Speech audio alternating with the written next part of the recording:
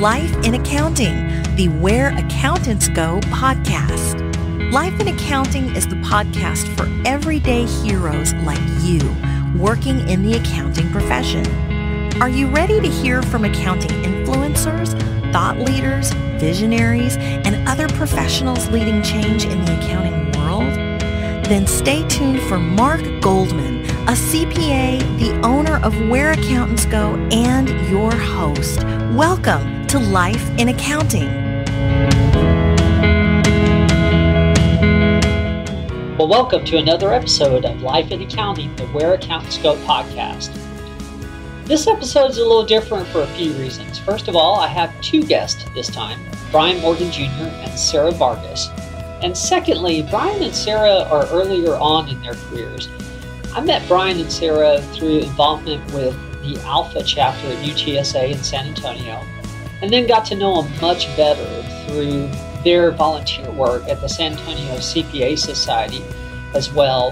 They helped the society put together and improve many programs at the student level, and I think this is a great story of how no matter where you are in your career, you really can make a difference if you're willing to serve. Brian and Sara have had a wonderful start to their own careers now. They're both working at national accounting firms, and they just have a lot to share with all of us. And so I hope you find this very beneficial and enjoyable. And if you happen to be involved at a CPA society in another city, they share some of the blueprints for some of the activities that they helped us get started, and I think that can be very beneficial as well. If you'd like to contact them later, please email us at whereaccountantsgo.com, and we'd be happy to get you in touch with them. Here you go. Enjoy.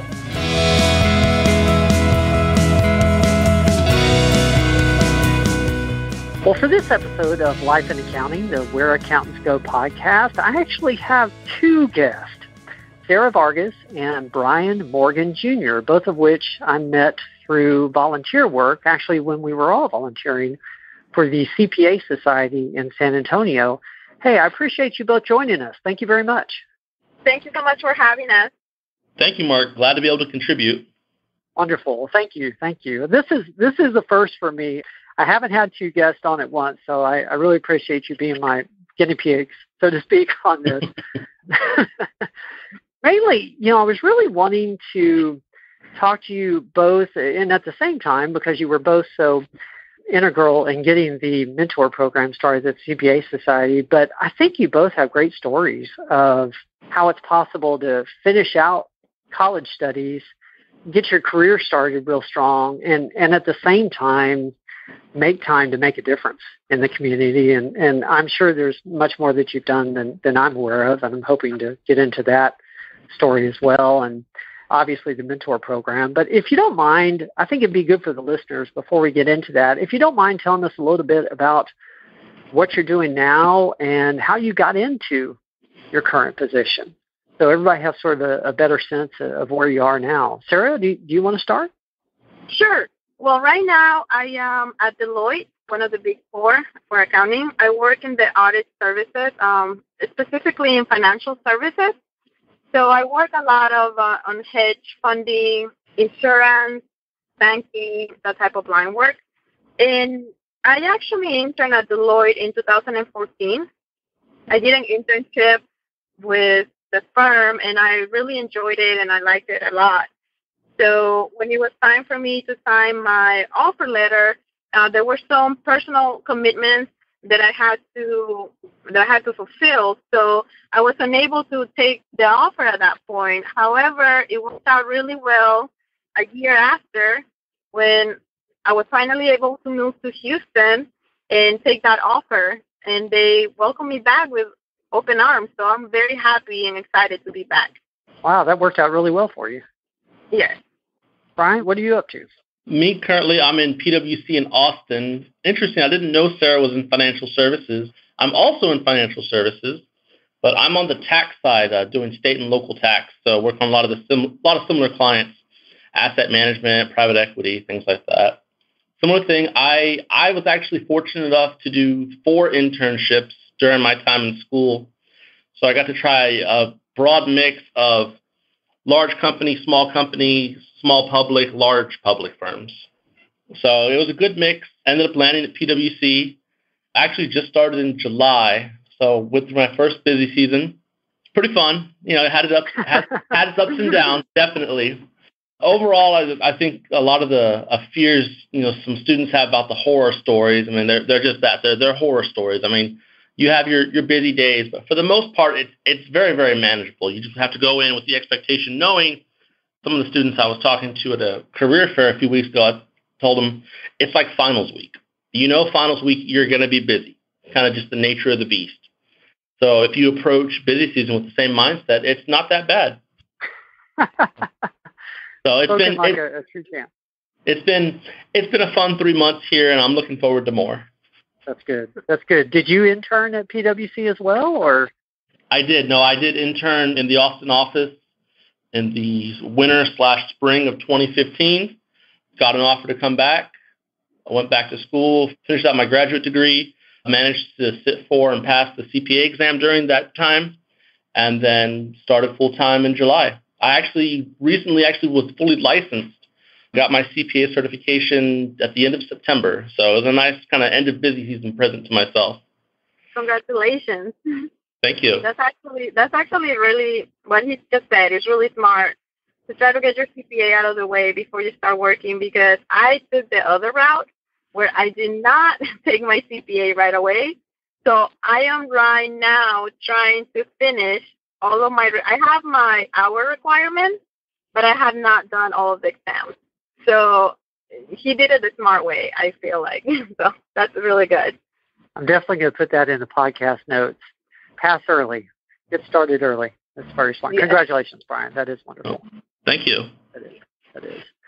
Well, I'm not sure where to start on the mentor program, because I know it was a success, and I got to see it from the outside, but I know I have no idea of all the work that you guys and really even the larger team that I'm not aware of put into this. So how did that come into being? Yeah, sure. So basically it was when me and Sara were kind of leading up the student auxiliary, and we were trying to think of ways not only to get students involved, but also to benefit students more. Unfortunately, the biggest benefit of being involved, the networking, a lot of students don't see the value in that right away. They feel it's something that pays off long term. They feel it's not something that pays off immediately. So we were kind of brainstorming back and forth, and I think it was Sara that had the idea to try to catch students in community college. Both of us, we started community college here in San Antonio, and so we know it's kind of a different beast from starting and having to transfer kind of at that halfway point versus the students that have been at a major university the whole time. And so they've been spending, the first 2 years getting exposed to all kinds of programs and just general knowledge that you don't get at a community college. So that's why we decided to focus on those students, the ones that needed the help the most, having known what it was like to go through that. Really smart. Sara, what do you feel went particularly well with the program? What are you guys proud of? I feel like our team was really strong. Brian and I were able to coordinate our schedules and everything that was going on around us, because I believe I was in graduate school and I was getting ready to graduate, and he was taking the CPA at that time and also taking a full load of classes. So I feel like as a team we worked out very well. Also, we have the full support of the San Antonio CPA Society, which was great, because if we were trying to do this program, it was our baby. We were like new parents. We weren't sure where to start, and we didn't really know what the commitment was going to be. And the San Antonio CPA Society was really good at giving us the support we needed, the tools that we needed, and the professionals that we needed to be able to ask questions and network with the people that we needed to network with. And also, Brian has exceptional organizational skills. So it was Thank you. It was really good. If I was getting behind on something, letting Brian know, and Brian will figure it out and send me a chart and say, hey, this is how you can do it a little bit better, and it will completely work. which I was very appreciative of all his Excel sheets that he will send me. So that actually helped so much. I really liked that he was very organized and motivating. Like sometimes I was busy and he will pick it up. Sometimes he will say, hey, Sarah, I'm going to be a little bit busy this couple of weeks. Can you pick up the work? And it was just a good mix and balance between us. And I feel like that made the whole program very successful. One of the thoughts I had in doing this podcast on this particular topic is that I'm anticipating people from other chapters can listen to it who may have heard about the mentor program but not really know what it is and get a little bit of a review, and sort of figure out if it's something that they want to pursue or what have you. How did it work exactly? So you were working with community college students, but what did you do with them? Basically what we would do is the first thing we had to do was put together an outline. So we got a couple of student leaders from UTSA that me and Sarah both knew, and we all met up, and that was our first class of mentors. And we asked them, okay, if you were going to have a mentor, if you're going to be in a mentorship program, what are some guidelines? What are the expectations of the mentor, of the mentee, the professors? That, I think, is definitely something very critical, is you have to get the professors involved. I know in some cases we went to some professors and we asked them, can you, again, going back to how students don't see the benefit of some things early on, we knew we had to go to the professors and be like, hey, can you help us out? Can you dangle a carrot for some of your students? Give them extra credit, something to entice them to at least step their foot in the door. Once they're in, they'll start to see the value of it, and we can go from there. But that was, I think, the biggest thing, is getting the word out to the students, getting them involved. So we actually went and met. Fortunately, the Alamo colleges were having kind of college district-wide accounting meeting as it happens. So Larry Rosenbaum, who's the de facto department chair, if you will, for the Alamo Colleges system for their accounting program, we had reached out to him, and he said, come to this meeting. Most of our accounting professors are going to be here. And so that's how we kind of start things off, is we went to the professors and said, hey, here's our outlines, here's our plans. We have mentors ready to go.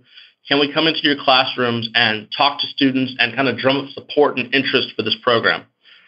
So I think at first it was because of everyone's busy schedules. It was mostly just me and Sarah going out to the different colleges. As we got more mentors, we were able to have them go and continue to drum up support. But I think overall it was really the support of the professors. I believe, and Sarah can help me out with this, there was a professor at Northwest Beach. There was two of them. One was Sally First, and the other professor, I forget her name. But I think between those two, we probably had about 25 students between those two professors alone that were part of the program. Thanks to that professor really, putting her foot down and letting those students know this is going to have a huge, huge, huge benefit for you down the road. Makes a lot of sense. So after you talked to the students, was it primarily to introduce them to professors at the four-year university, or how the system works, or was there an employer aspect to it, or how did that work exactly? Well, basically, whenever we started the program, we thought about all of these questions, right? Why are we doing it? What do the college students get out of it? And what was it that we wanted to know before going to UTSA? So Brian and I, we both went to the community colleges, to the Alamo system, and we figured out we were exchanging stories about our first day at UTSA, and we realized that whenever we went to UTSA, we were not ready for UTSA. Not academically. We were ready academically. We knew what classes we were taking, and we knew how to study, and all of that was fine. However, we didn't really know what accounting was. We didn't know there was a public track, an industry track. We didn't know there was advisory and audit. Basically, our first career fair, I know my experience, and I know from what Brian has told me, was kind of like a shock, because we felt like we weren't ready for it. The questions that they were asking us, we were so new, we were intimidated by the whole thing, so we didn't want other students to be in the same situation. So for the community college students, we wanted to expose them to what a CPA was, what accounting was, what other opportunities were there in accounting besides tax, because that's what everybody thinks. They only think, oh, I'm going to do taxes. I'm going to be an accountant, and I'm going to do taxes.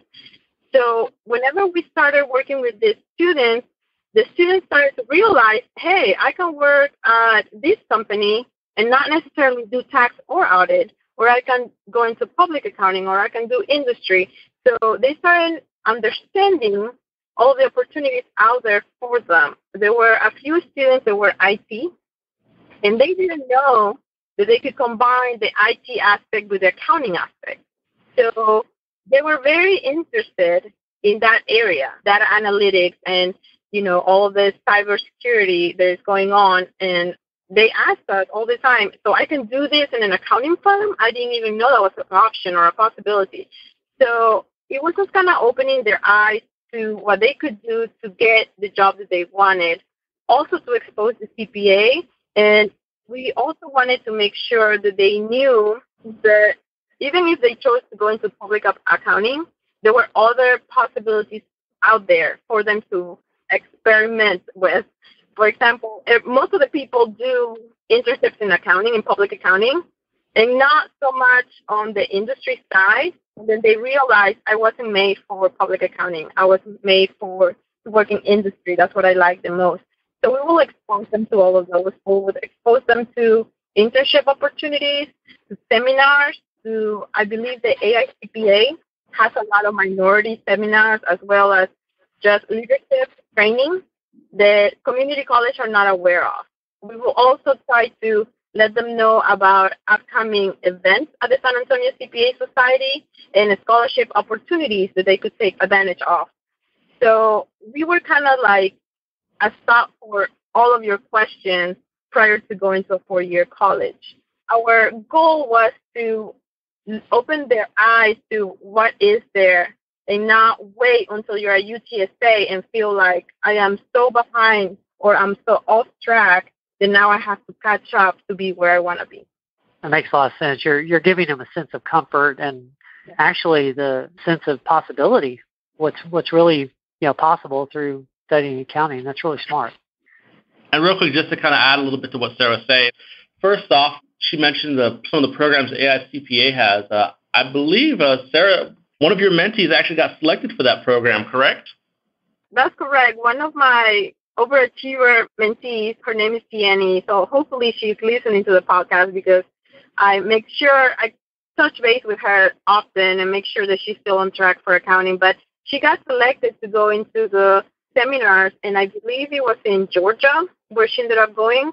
And it is very fulfilling to have somebody that you've mentored come back to you and say, hey, I got accepted to this seminar or this program, and I really enjoy it, and this is truly what I want to be. And my plan not only includes finishing community college, but going to a 4-year university and obtaining a CPA. That is very rewarding because we need a lot of accountants. The accounting field is so big. I feel like everybody should try to go for that CPA, regardless of where you want to go, public or industry. And that by itself, I feel like I actually accomplished something in somebody's life, not just telling them, oh, I did this and you should do it too, but she actually got to experience that firsthand. And it was thanks to the San Antonio CPA Society and the mentorship program. Just to kind of cap off the discussion regarding as far as, the benefits and the whys of the mentorship program. When I was doing my internship here at PwC, one of the seniors, towards the end of the internship, he pulled me aside and, he was telling me, how great a job I was doing and whatnot. But he said the best advice that he had ever been given, that he gave to me, is you need to realize that you don't know what you don't know. And basically the gist of that is if you don't know what's out there, you don't know what's right and what's wrong. So that's what we try to do with the mentorship program. So like Sarah was saying earlier, how we shared our horror story starting off at UTSA. My very first corporate interview, and it was actually my second interview ever because I'd held the same job since high school up until this point, was at Valero. And I didn't have a suit. I didn't have dress shoes. My resume was not fleshed out at all, like basically what you would expect of a high schooler, essentially. And so, I'm in this huge corporation, all these people going around dressed real nice, and I'm there in like slacks, a button-up short-sleeve shirt, and some old Nikes. because I didn't have any dress shoes. And I said, okay, well, I'll go with some black shoes at least. So total train wreck. Wasn't prepared at all for the interview, but it was a learning experience. It was knowing kind of where you have to start learning. You have to ask questions. It's okay, I don't know what's out there, but if I start asking questions in that direction, hopefully I can start to learn what it is I don't know, so that way I know it for the future. And that's what we try to do with the mentorship program. It's just because so many of those students, they didn't know that all these different possibilities were out there. So we wanted to communicate to them, you can do this, you can do this, you can do that, so they could start asking the questions. Well, what do I need to do that? How long does it take me to get to do this? So those are the big things that we really wanted to focus on. That's wonderful. I have to tell you, I was out at St. Philip's recently. It was for their accounting advisory board. I was talking to one of the professors, and so we were talking about what I do for a living, and she had a few questions there, and it was just sort of, regular, small, professional chit-chat until I said I was past president of the San Antonio CPA Society, and she says, oh, you guys are the ones with the mentor program. That's awesome. And she went on and on about how it was beneficial. So I said, well, I know the people responsible for that. You guys did a great job. Great job. Thank you. Thank you. Before we move on to another topic, I guess, is there anything else you think that it would be important for another chapter to know if they wanted to put something like that together? I think it's important to have a strong base. Like, I know Brian, obviously from UTSA. I knew him in passing before we worked together, but I feel like you have to have people that are really committed, because you're going to get a lot of pushback from a lot of people that might not be able to see your vision or what it is that you're trying to do. But you definitely have to have a strong base. And I feel like Brian and I complemented each other, and my weaknesses became his strengths. His weaknesses were my strengths. So we were very strong. Also, you have to have a lot of support, which we were fortunate to have the San Antonio CPA Society helping us, and Amanda did a great job with coordinating with us, making sure that everything went as planned. So we had that amazing support there. And also, don't be afraid to research a little bit and be told no, because I know Brian and I went to the Alamo colleges and asked professors, hey, can we speak in your class? And some of them will say, yes, go ahead, come in and talk to them about accounting. But some of them will say, no, I really don't understand what this program is, and I don't feel like my students will benefit. So we got both of them. But you can't be afraid of a person saying no to you, because it's going to happen. And the only thing you can do is continue pushing forward. And as they see other people and other professors getting involved, they're going to start participating as well. I agree with that 100%. The strong base, like just having those committed people, that's definitely a must. For all the reasons Sara mentioned, definitely, the pushback, the kind of, I don't see the benefit in this. And then just kind of especially for us, the very first semester we kicked it off, just like how much the workload scales so quickly.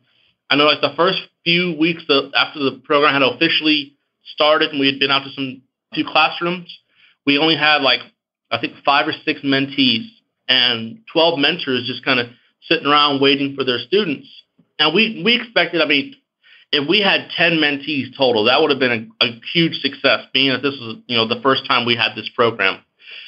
1 week, I think we heard back from Northwest Vista, and all of a sudden, 15 more students joined on. And so we were like, oh no, what do we do?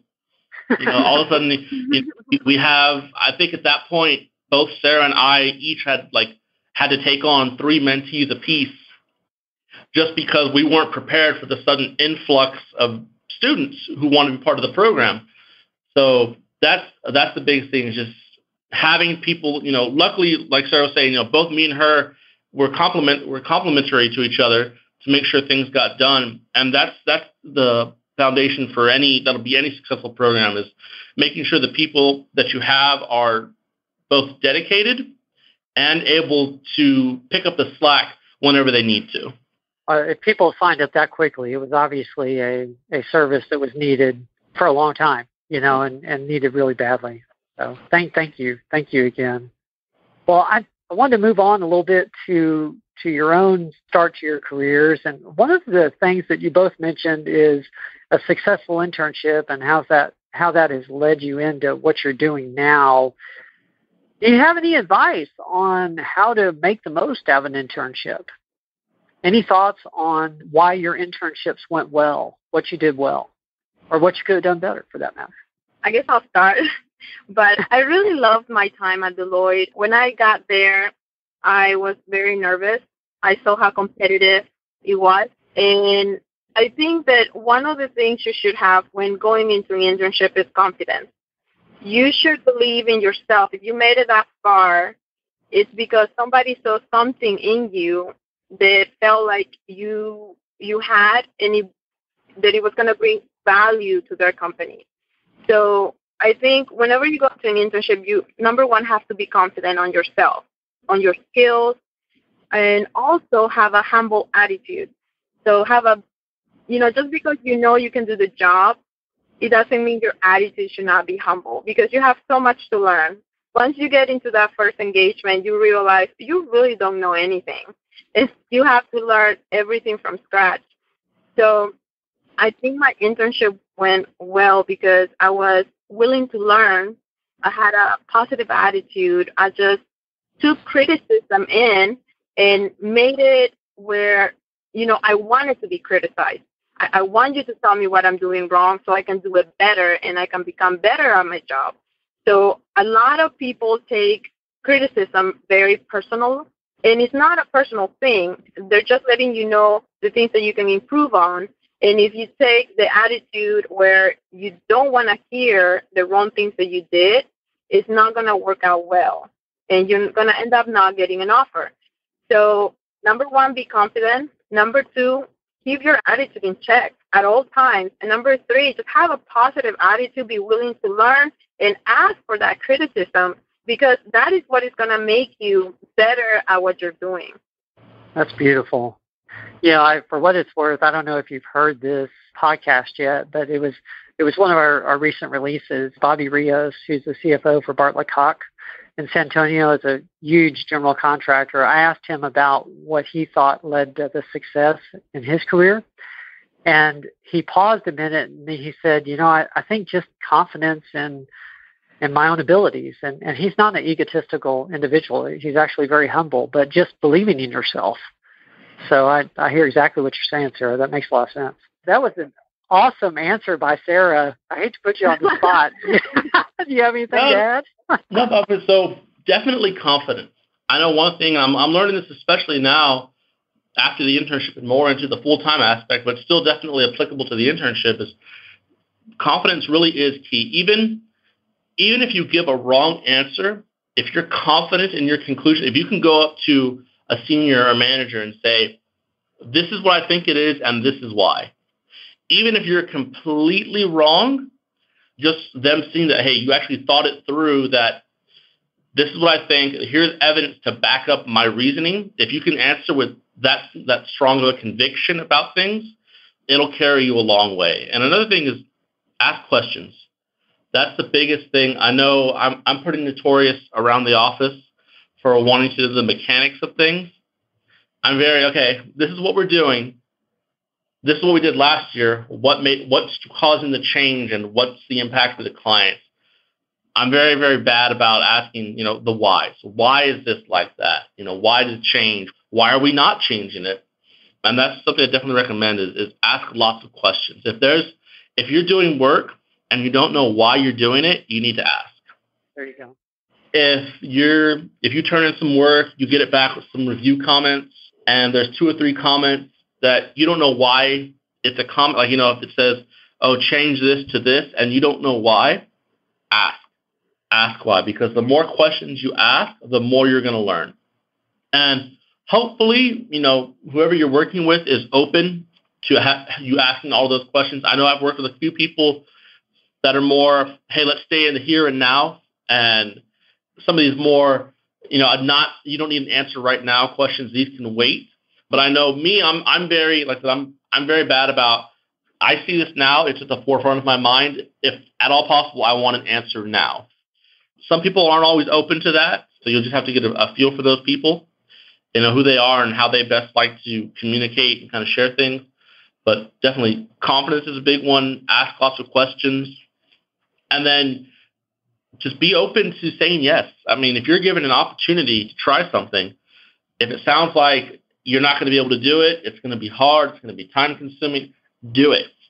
Because that's how you're going to grow as a person. I know during my internship, I was actually very fortunate that, I'd been living in San Antonio my whole life. I was in a new city. I was by myself, and I said, I'm ready to devote 100% of my time up here to learning everything. And so they threw everything they could at me. During my internship, I think it was 10 weeks, and during that short amount of time, I got to do federal tax, state tax. I got to do some international tax. I got to do some transfer pricing. I even got to do research to help out on a client proposal. So by both asking questions and being open to more opportunities, I was able to learn so much more than I would have if I just kind of stayed par for the course and just went along with the flow of things. Okay.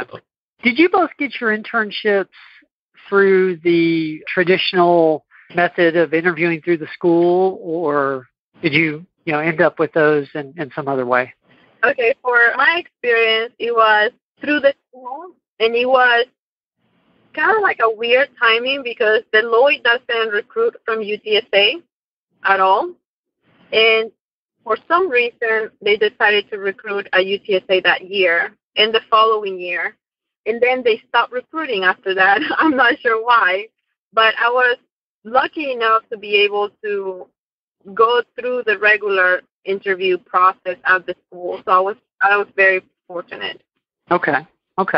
And Brian, you had quite a variety of internships. How did you end up with those opportunities? My first internship, I actually started it when I was transferring from Northwest Vista. It was the summer from when I transferred from Northwest Vista to UTSA. It was a local construction company looking for an intern. And basically they're like, really they were looking for someone full-time with a degree is what was optimal for them. But in kind of talking, I was like, well, I'm looking at something long-term. I'm planning to get my master's, get my CPA. And so they're willing to say, well, obviously you have a goal in mind, you have a good head on your shoulders, we'll work with that. So I was there part-time. I think I ended up being there almost a year and a half. After that, went through campus recruiting, did a local internship with Sol Schwartz, it's a local CPA firm in San Antonio. Did that, had a lot of fun there. So my last summer working at the construction company, which was summer 2014, out of the blue, I got a call from PwC. And just like Deloitte, historically, PwC never really interviewed at UTSA. They didn't really have any presence there. And so they called me up. It was a recruiter, and she said, hi, my name's so-and-so out of the Houston office.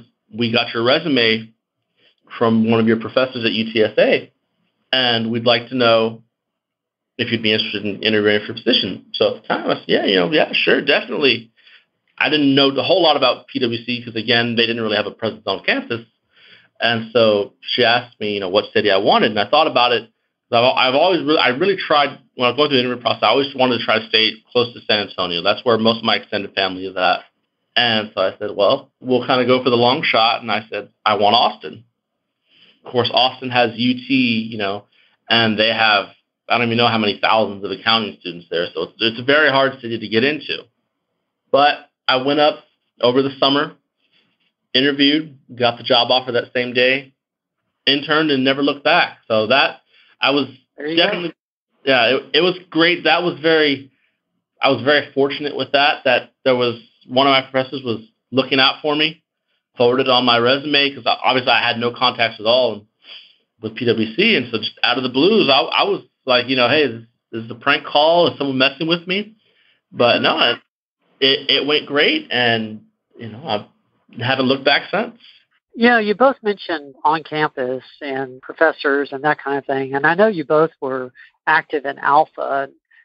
And as much contact as I've had with Alpha at UTSA, I'd be remiss if I wasn't mentioning them as well. They're some of the sharpest students in town. How do you feel your involvement with Alpha benefited you? So Alpha is an amazing organization. I actually joined out after I did my internship with Deloitte. I had meant to do more with them, but I was committed to another organization to get Alpha Psi. So I kept hearing about Alpha and all of these students from Alpha. So I decided to go and kind of go to a few of their meetings. And I think I became more involved as a professional. So after I graduated, because that was one of my last semesters at UTSA, I wanted to do more with Alpha, and I helped UTSA. I was a professional liaison for the Alpha case competition this year that happened in Westlake here in Texas. So I got to know the professor really well. I already knew the students from working with them through the mentorship program, and of course I have been a member for about a semester or so, and I feel like they added, even me not being a student anymore, but now I was a professional and I was a professional liaison to them. I think they added that sense of volunteering and giving your time and mentoring others, because my job was basically to mentor them through the whole case and take them to competition. Kind of like waiting to see how they do, how they compete against other universities. And they did very well. They competed against Notre Dame, UT Austin, A&M, all very big schools. And it kind of put in perspective why it is that you volunteer. It's not only that you're helping somebody else, but it helps you kind of put everything in perspective, what your goals are, what you should be doing, how you can give back. So as a result of it, I actually ended up joining the Alpha professional organization here in Houston. So they have meetings constantly. They have seminars for professionals. And I feel like I was actually the one that benefited the most as a professional by getting to know the students and Dr. Sanders, who is a wonderful professor at UTSA who heads the organization there. So I feel very blessed that I was able to contribute something to UTSA, and I think they gave back to me more than I did to them. Wow. Yes, I didn't realize they what's the right way to say that? I know they placed in the competition. Yes, They got second place. The judges told us it was very close, very, very close. They said it was like one minor thing that made the difference. And so I was very proud of those students. They did amazing, and they showed me what hard work and determination. Sometimes you become a professional, and then you concentrate so much on working, you kind of lose perspective of, kind of like going back to the basics. Whenever I started training them for competition, I saw them. I had to like understand where they were coming from. Like they're not professional, so they're not getting paid to do this, to train to do this. So kind of going back to the basics, what encourages you, what motivates you as a student, as a future professional in accounting. So that whole idea of going back to the very basics and motivating the team, it was very inspirational, because it kind of put into perspective the fact that I hadn't yet have finished my CPA exam, kind of motivated me to kind of pick that back up and just get it done once and for all, and, putting in the extra hours and the hard work just like they did. So, I was there to guide them, and it became that they were guiding me as well. So it was a very rewarding experience. Yeah, sometimes the teacher is the one that learns the most. Exactly. So now, Brian, you were president of that chapter, correct? I was not. I was an officer, and I was asked by quite a few people to run for president, but it was an interesting learning experience by declining that, just because I knew going into that semester I was going to be leaving for my internship at PwC. I was starting my first semester of grad school.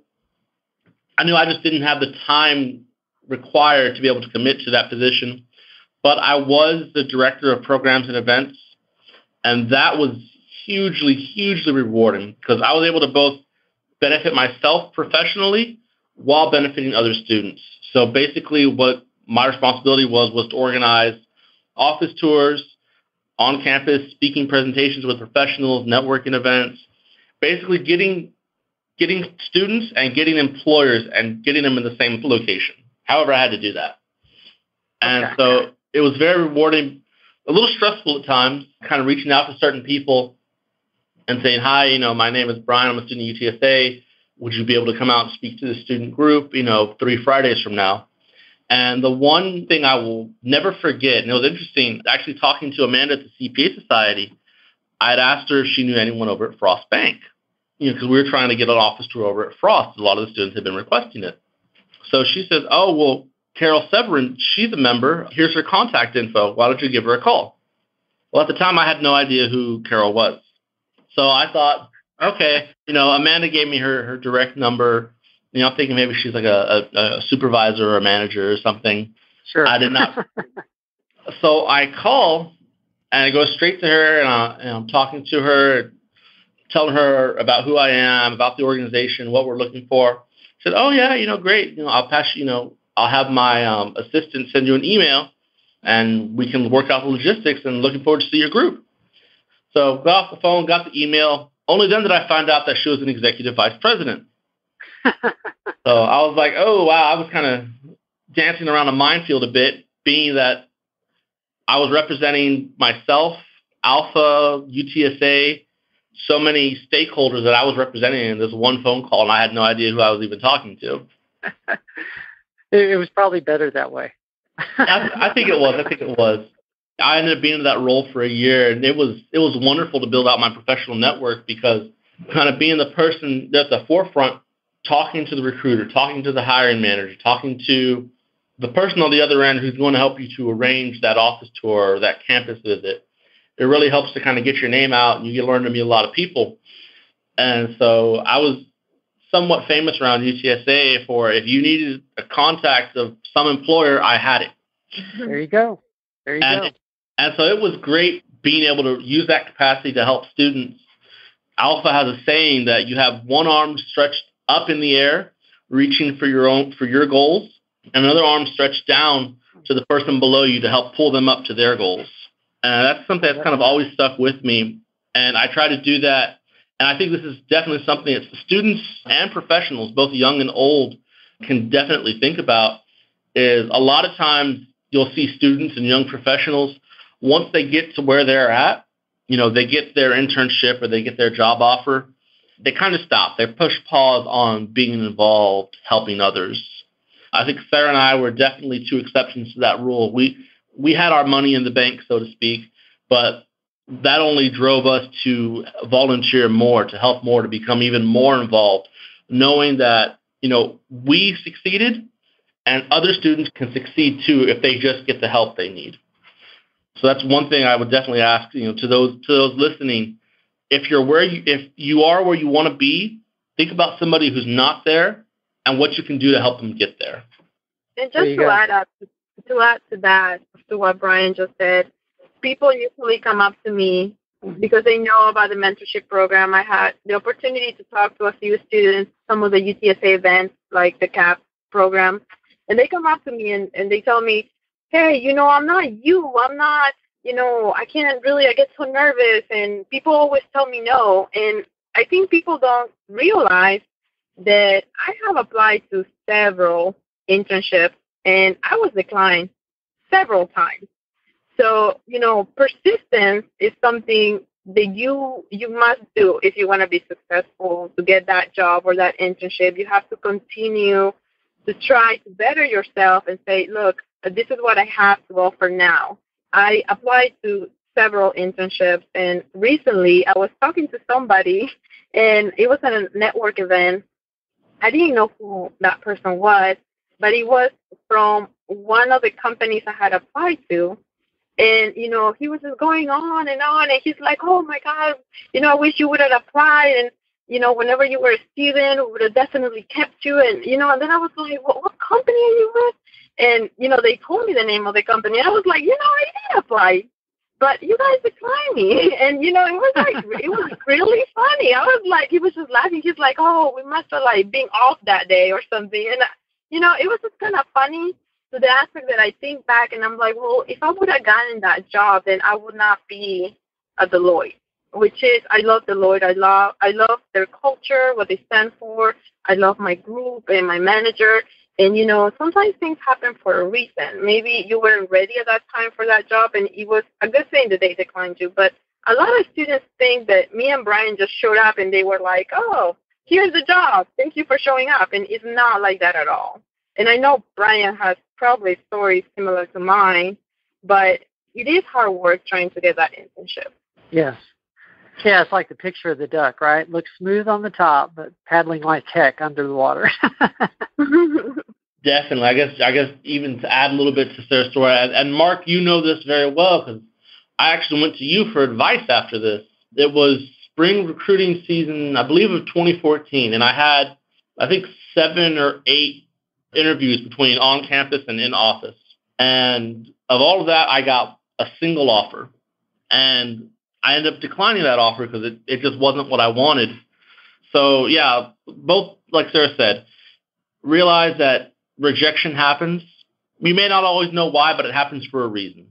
And the one offer that I did get, I'm glad I did decline it because if I had accepted that, I never would have ended up here at PwC. So stuff happens for a reason, and you need to not let it get you down.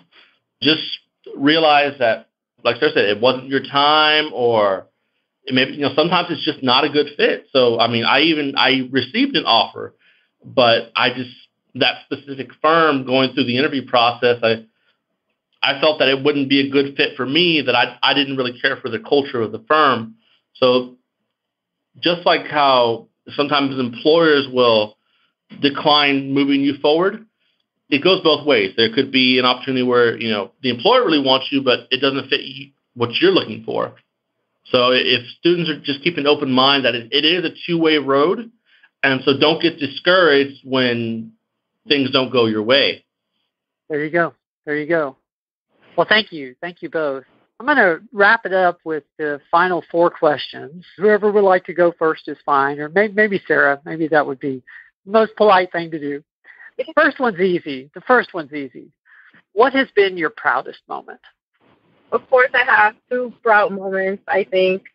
They're continuous. They don't end. But one, the professional aspect, is when one of my mentees sends me a quick text or an email and says, hey, I accomplished this goal, or I got this internship, or I got into this seminar that I wanted to, and then they tell me, now I'm a mentor as well. That is a really proud moment for me because I gave to that person, and that person is giving back to somebody else.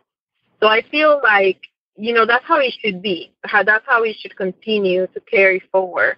Just, I bring somebody in, I teach them how everything works or what the possibilities are, and that person not only accomplishes their goal, but they go out and they help somebody else. They were in their shoes not so long ago.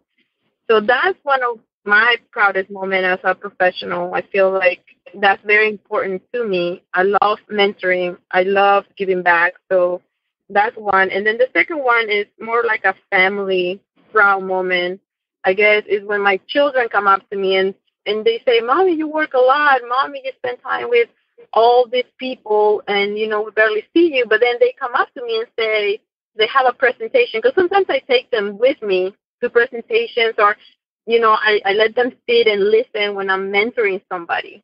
And they'll say, Mom, remember when you took me and you were talking to this girl and you said this? I did that today. It's a proud moment for me because I never realized I'm talking to somebody else. It wasn't really specifically directed to my children, but they pick up on those things. And I feel like at that point I am building something, not only with the students at Alamo College or my mentees, but also with my children. And they can see why Mommy gets home late sometimes, or why it's important for Mommy to have that meeting. And when I take them to presentations, they say, I did the same thing you did, and it works. mommy works. And so, that is a proud moment for me, because I feel like everything that I'm doing is not bearing any fruit. It's actually benefiting a lot of people. Yes. Yeah, it's nice to see the fruits of your labor, so to speak, in that area. What about you, Brian? Kind of wish I went first. Me and Sarah, I think, probably have a similar answer, but it's that student, that classmate, that colleague, that coworker, that person that you helped out, and seeing them 6 months, a year, 2 years down the road, and they're like, hey, thank you so much for all the help. It allowed me to do this, and now I'm doing this. So just knowing you kind of had an impact on somebody's life. When Sarah was talking, a quote that came to mind, something I saw on LinkedIn about a year or two ago, and it stuck with me. A true leader can help someone to become a leader who can help someone to become a leader. So kind of the thought that leadership is like a 3-tier thing. If you're able to help someone in such a way and in such a profound way that person is able to go on and help somebody else. And I think that's something me and Sarah both strive to do is to be that beneficial to somebody and give them the tools and the knowledge to go out and help other people and kind of just keep the chain going and going. That's a great point. I paused there because I was writing it down as fast as I could. Well, tell us about a mistake you made and what you learned from it. And, the more colossal, the better, but I'll leave that up to you. And Brian, since you wanted to go first last time, I'll give you that opportunity. Okay. Probably I wouldn't necessarily call it a mistake, but a regret. Something I regret to this day. It's kind of the road not traveled, if you will. I mean, everything worked out wonderfully. I wouldn't ask for it to change, but there's still always that what if.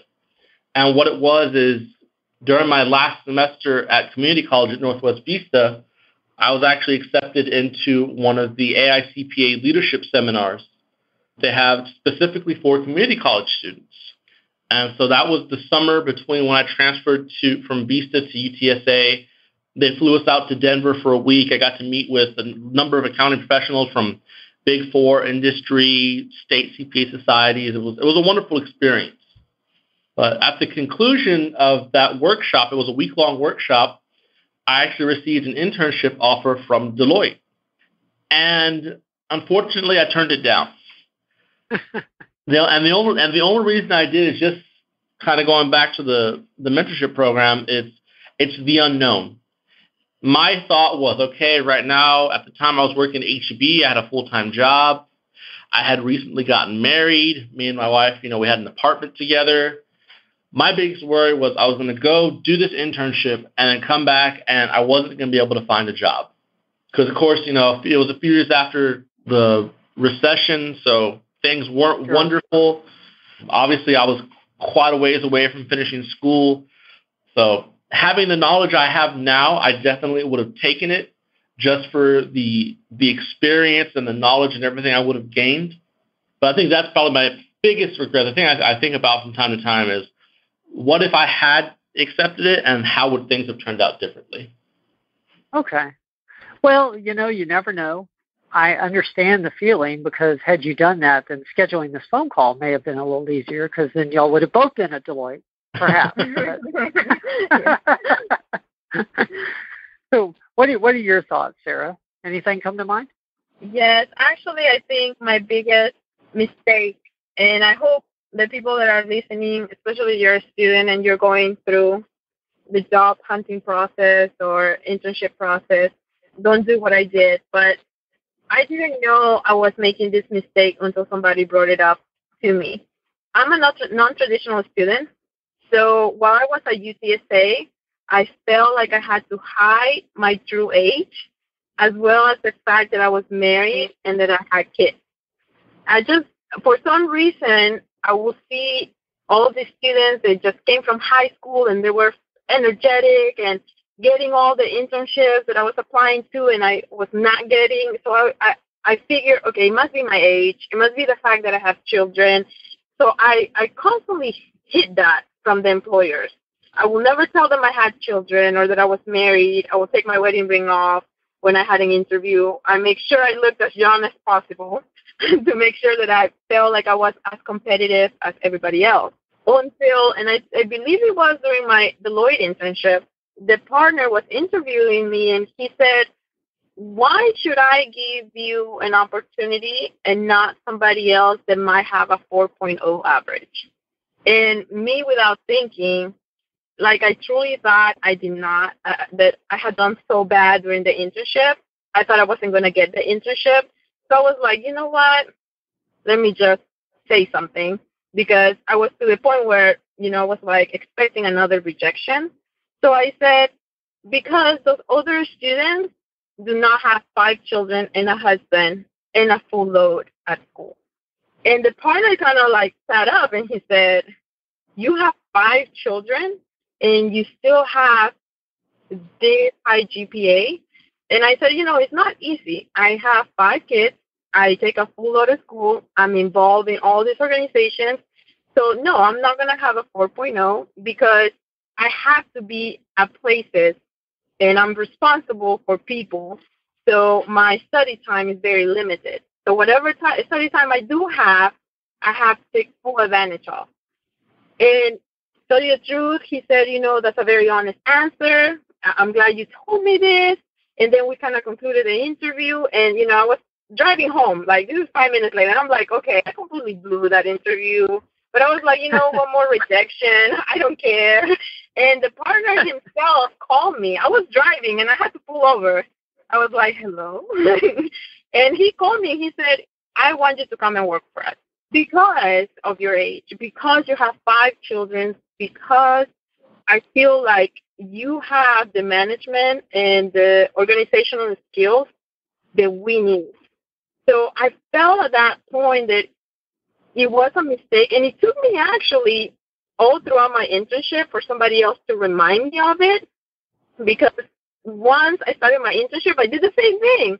I hit the fact that I wasn't as old as I'm actually am, and also that I have 5 children. So I went through my internship, working the same hours as everybody else, making sure my children were taken care of and not telling anybody I was married, not telling anybody I had kids.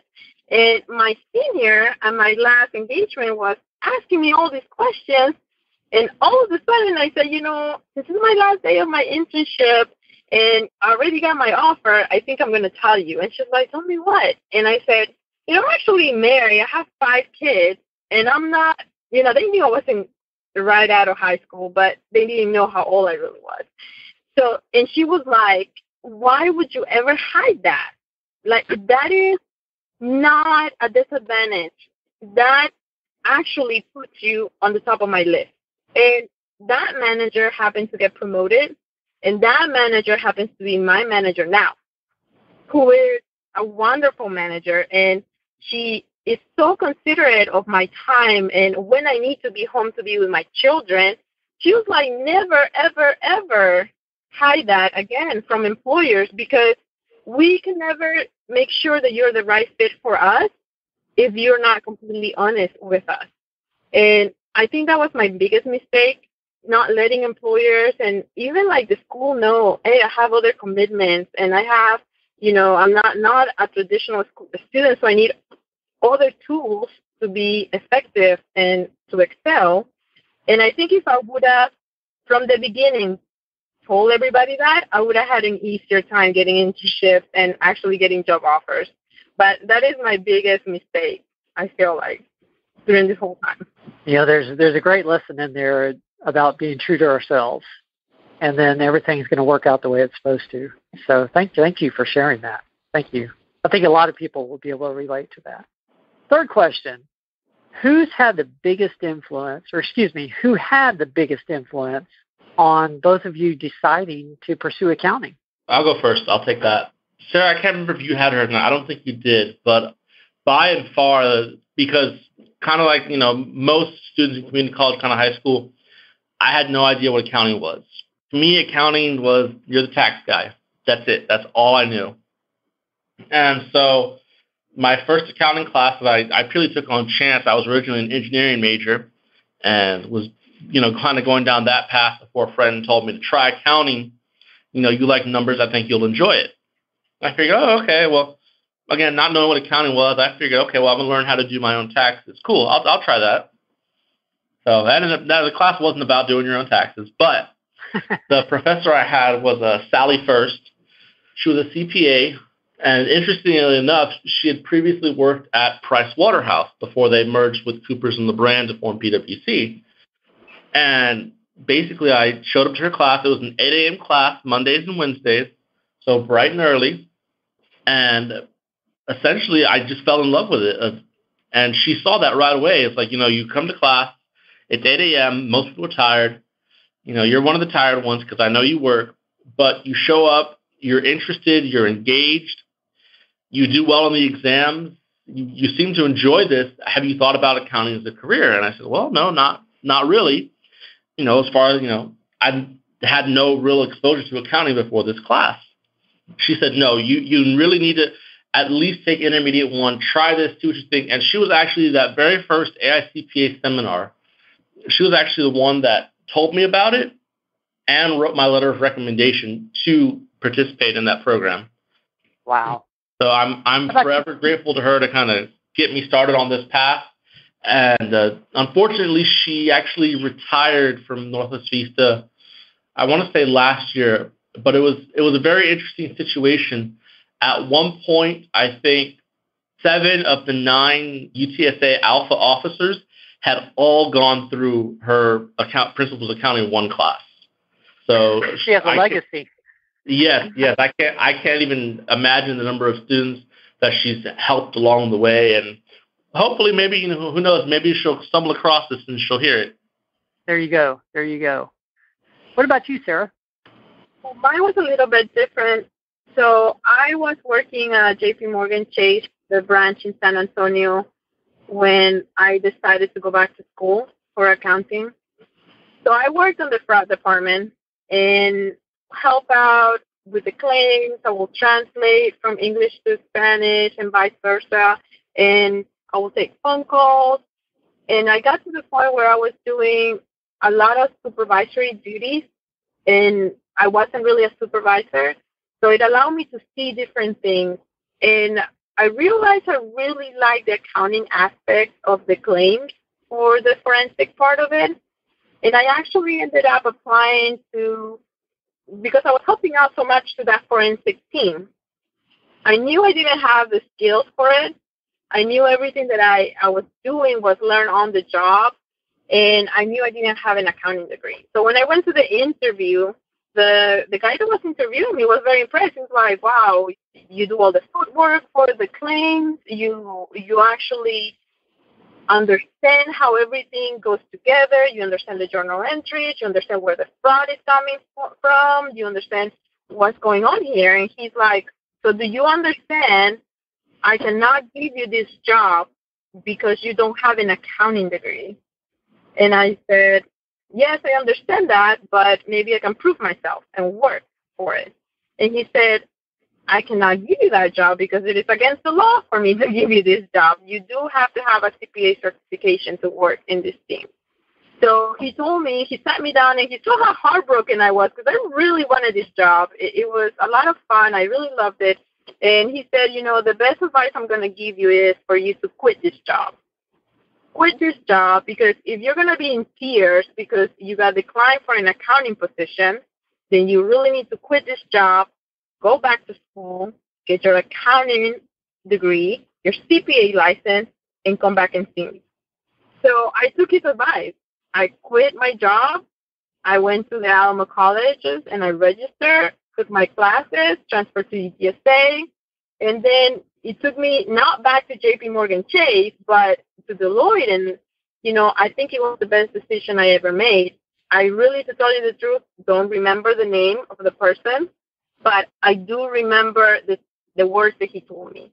If it hurts you that much to be declined for this position, it's because you love it that much. So it kind of motivated me to go back to school and actually finish my degree and pursue the things that I wanted to work in. Wow. That's interesting. Brian was more lured into or recruited into the profession, and you sort of had the harsh reality of the workplace that made you aware of it. That's very interesting, very interesting. Well, last question. What's the best piece of advice you've ever received that you'd like to share? I guess I'll go first since Brian was first last time. Well, my dad, when I was little, since I was little, he used to say they have this, well, it's a Spanish saying, but it's also, I've heard it in English as well, but like, I think it goes, let me know who you hang out with and I'll let you know who you are. Goes somewhere along the lines of that. I don't know exactly how it goes in English, but basically, my dad used to tell me, you need to surround yourself with motivated people. If I see you with motivated people, with hardworking people, not only you're going to want to be motivated and hardworking, but people will have the perception that you are hardworking and motivated. So my dad is a really good, very smart businessman, and I always take everything he says to heart.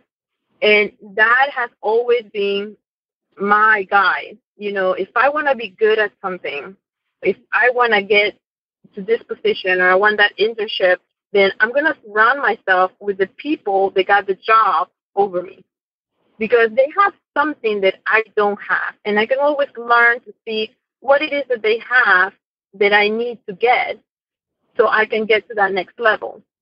So to me, that is a very important piece of advice, to surround myself with people that are motivating, because it will motivate me to do better things, greater things. Right now, my team, I have to say, they're amazing. They are very motivated, very knowledgeable, and they all have their CPAs, and they are constantly on me, like, did you study last night?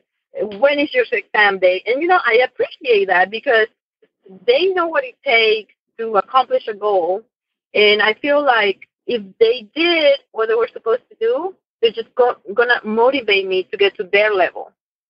And once I get to that level, they're going to motivate me to get to the next level.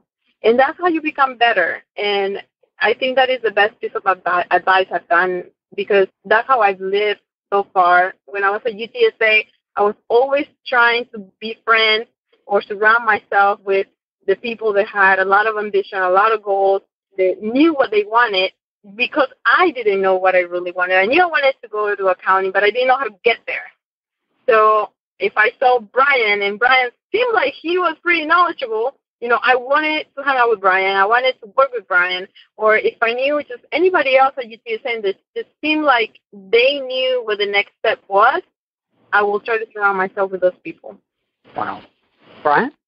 So me, I got this advice from the same senior I mentioned earlier from PwC during my internship.